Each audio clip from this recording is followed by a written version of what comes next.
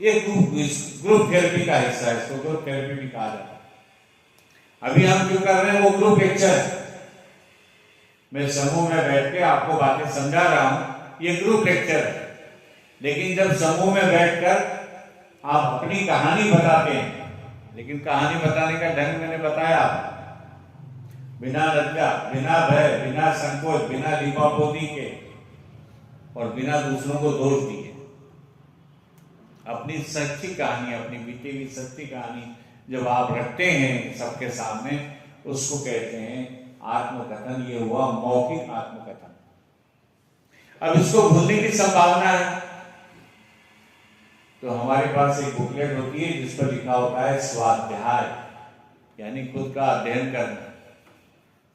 फिर आप उस पर वो लिखते हैं, काउंसलर आपको कहता है कि बैठो ये इस पर लिखो, तो उसके क्रमशः विषय होते हैं, जैसे पारिवारिक जानकारी, फिर बचपना कैसे बीता, किशोरावस्था कैसे बीती, युवा अवस्था कैसे बीती, नशे का प्रारंभ कैसे हुआ, नशा कैसे कैसे बढ़ा, नशे के कारण नशा छोड़ने का प्रयास किया, कितने बार किया, वो उसमें असफल क्यों हुए, नशे के कारण क्या आर्थिक हानि हुई, नशे के कारण कोई एक्सीडेंट हुआ क्या, नशे के कारण कोई बीमारी हुई क्या, नशे के कारण परिवार में कलह हुआ क्या, नशे के कारण सामाजिक प्रयास हुआ क्या, नशे के कारण नौकरी व्यवसाय में क्या हुआ, आपके घाटा हुआ, तकलीफ हुई, क्या परेशानी हुई। इस तरह से हमारे बीते हुए जीवन का हम हिसाब किताब लगाते हैं।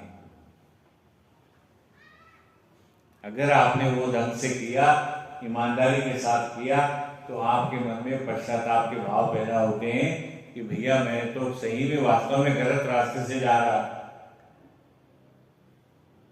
अगर आपको पश्चाताप ही नहीं है तो नशे से बाहर निकलने की संभावना नहीं है।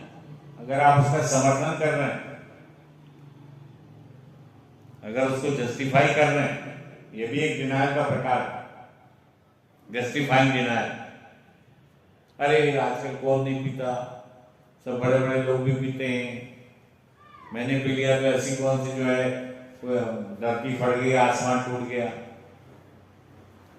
तो आपको इस भाव दशा से बाहर निकलना है, आपको स्वीकार करना है कि हाँ मैंने गलती की, मेरे भीतर कुछ दोष है, कुछ बुराइयां हैं, कुछ कमियां हैं, कुछ बुरी आदतें, जिसके कारण मैं नशे के चक्कर में पड़ा।